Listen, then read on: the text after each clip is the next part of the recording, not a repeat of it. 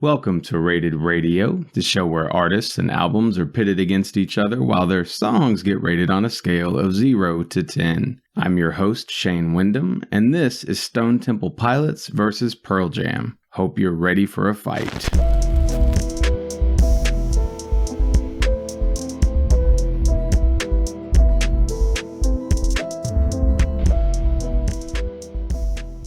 As always, the albums covered here were rolled at random from the artist discographies. We will start with Pearl Jam. For them, I got Vitalogy from 1994. Of the 14 tracks, I thought 4 were great, and none of those got a flawless rating. My bottom track was Stupid Mop, and my top track was Corduroy. The music makes me feel like I'm in an alien landscape, but starting to see the subtle beauty of it. I'd recommend this artist to fans of Beck, Foo Fighters, Misfits, Soundgarden, early Radiohead, and Nixon's. Then we have Stone Temple Pilots with their Core album from 1992. Of the 12 tracks, I thought 8 were great, but none of those got a flawless rating. My bottom track was Wet My Bed, and my top track was Wicked Garden. The music makes me feel like I've been wrestling in mud and drinking cold domestic beer. I'd recommend this artist to fans of Alice in Chains, Nirvana, Days of the New, Aerosmith, Ozzy Osbourne, Creed, Rob Zombie, Godsmack, Audioslave, and Guns N' Roses. Please like or subscribe if you're still listening, and remember I rate way more music over on the Patreon page. You can see nearly all songs and albums I rate at no cost by clicking join for free at patreon.com/rated radio.